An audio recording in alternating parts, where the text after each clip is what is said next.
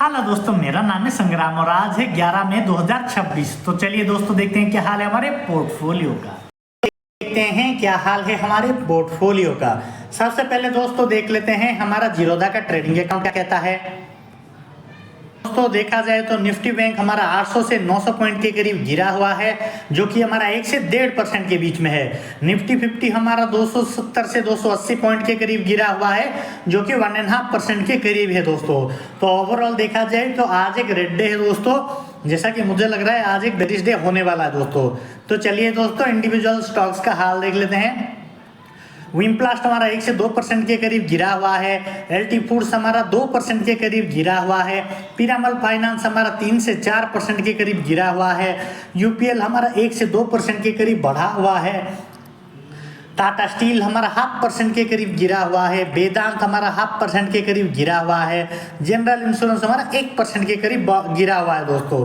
PFC हमारा 2 से 3% के करीब गिरा हुआ है। टाटा मोटर कमर्शियल व्हीकल 2 से 3% के करीब गिरा हुआ है दोस्तों। और टाटा मोटर पैसेंजर व्हीकल ये भी 1 से 2% के करीब गिरा हुआ है दोस्तों। तो चलिए दोस्तों देख लेते हैं क्या प्रॉफिट बुकिंग करने जैसा कुछ है हमारे पास। और यहाँ पर देखा जाए तो ओवरऑल 0.5% के करीब हमारा स्विंग ट्रेड का पोर्टफोलियो गिरा हुआ है, जो कि 800 से 1000 रुपए के बीच में है। LIC हाउसिंग फाइनेंस हमारा 3 से 4% के करीब बढ़ा हुआ है, जो 1700 से 2000 के बीच में है। और यहाँ पर दोस्तों हमारा PFC 1 से 2% के करीब गिरा हुआ है, जो कि 1 से 2000 के बीच में है। रेक लिमिटेड हमारा 2 से 2.5% के करीब गिरा हुआ है, जो कि हमारा 1 से 2000 के बीच में है दोस्तों। तो चलिए दोस्तों कुछ बड़ा मुनाफा बुक करने के लिए इसको एजिटीज हमें कुछ दिनों के लिए और छोड़ना पड़ेगा, ताकि आगे जाके जब निफ्टी अच्छा खासा अपसाइड का मोमेंटम दे दे तो हमें इसमें कोई अच्छा खासा बड़ा मुनाफा हो सके दोस्तों। तो चलिए दोस्तों इसको एजिटीज छोड़ देते हैं और आगे बढ़ते हैं हमारा अगला वाला पोर्टफोलियो क्या कहता है।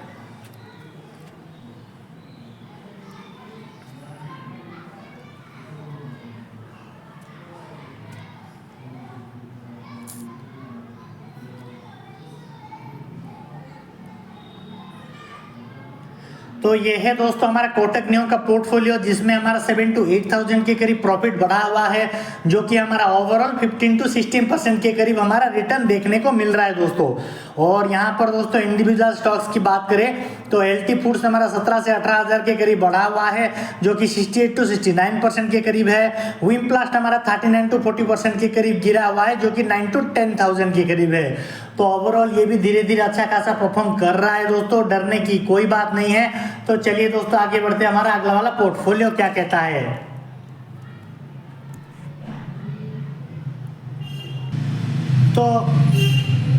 तो ये है दोस्तों हमारा ग्रो का पोजिशनल ट्रेड वाला अकाउंट, जिसमें हमारा 1 डे रिटर्न में 12 to 13,000 के करीब गिरा हुआ है, जो कि 1 से 1.5% के करीब है।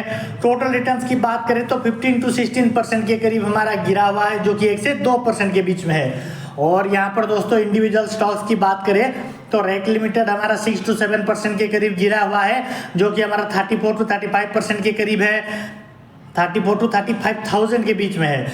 और PFC हमारा देखा जाए तो 9 to 10,000 के करीब बढ़ा हुआ है, जो कि 5 to 6% के करीब है।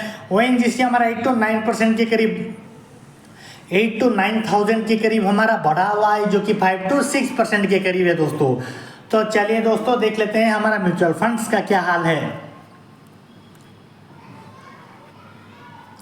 म्यूचुअल फंड्स की बात करें तो दोस्तों 1 डे रिटर्न में 3 to 4,000 के करीब हमारा गिरा हुआ है, जो कि 0.5% के करीब है।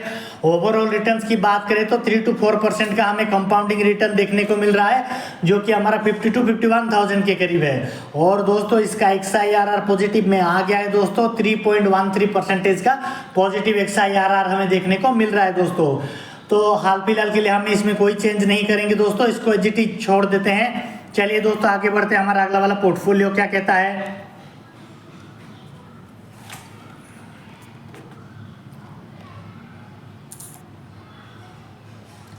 अगर आप लोगों को भी स्टॉक मार्केट के रिगार्डिंग कोई क्वेरी या फिर जानकारी की जरूरत पड़े तो मुझे कमेंट में जरूर बताइए दोस्तों, ताकि मैं आप सबकी कोई मदद कर सकूं। तो यह है दोस्तों हमारा क्रिप्टो करेंसीज का पोर्टफोलियो, जो कि 41 to 42% के करीब हमारा गिरा हुआ है, जो कि हमारा 4,700 से 5,000 के बीच में है। आज के दिनों में 2 से 3% के करीब ये गिरा हुआ है दोस्तों।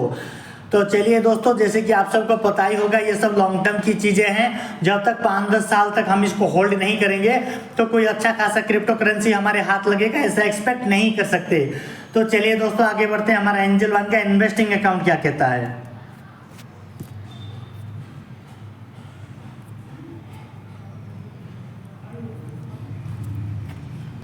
तो ये है दोस्तों हमारा एंजल वन का इन्वेस्टिंग अकाउंट, जिसमें हमारा ओवरऑल गेन 41,000 के करीब बढ़ा हुआ है, जो कि हमारा 19 to 20% के करीब बढ़ा हुआ है दोस्तों।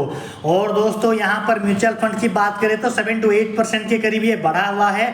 और इसका XIRR देखें तो 4.69 का पॉजिटिव XIRR हमें देखने को मिल रहा है दोस्तों। तो चलिए दोस्तों इक्विटी का हाल देख लेते हैं। इक्विटी में हमारा देखा जाए तो 39 to 40,000 के करीब बढ़ा हुआ है, जो कि हमारा 20 to 21% के करीब है। एनालाइज में देख लेते हैं दोस्तों। एनालाइज में हमारा मिड कैप 49 to 50% के करीब बढ़ा हुआ है, लार्ज कैप हमारा 3 to 4% के करीब बढ़ा हुआ है, और स्मॉल कैप हमारा अभी 0 है दोस्तों। सेक्टर वाइज देख लेते हैं। फाइनेंस और हाउसिंग सेक्टर हमारा 114 से 115% के करीब बढ़ा हुआ है। ऑटोमोबाइल और ट्रक्स हमारा 69 to 70% के करीब बढ़ा हुआ है। स्टील और आयरन हमारा 35 to 36% के करीब बढ़ा हुआ है। पेस्टिसाइड और एग्रोकेमिकल हमारा 22 to 23% के करीब बढ़ा हुआ है। ऑटोमोबाइल और पैसेंजर कार 35 to 36% के करीब गिरा हुआ है, और अदर्स में हमारा 4 to 5% के करीब गिरा हुआ है, जिसमें हमारा फाइनेंस और NBFC 6 to 7% के करीब बढ़ा हुआ है। मेटल और नॉन फेरोस हमारा 43 to 44% के करीब लॉसेस में देखने को मिल रहा है दोस्तों।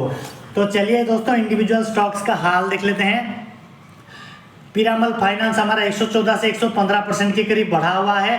Tata motor commercial vehicle 69 to 70% के करीब हमारा बढ़ा हुआ है।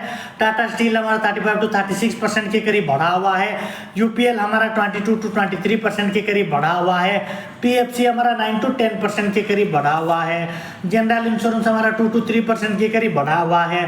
Tata motor passenger vehicle 35 to 36% के करीब लॉसेस में देखने को मिल रहा है दोस्तों। और वेदांत हमारा 43 to 44% के करीब लॉसेस में देखने को मिल रहे हैं।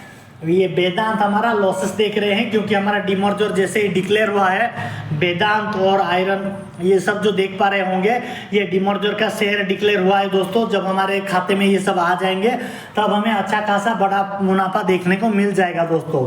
तो डरने की कोई बात नहीं है दोस्तों। तो चलिए दोस्तों मिलते हैं हम हमारे अगले एपिसोड कल में।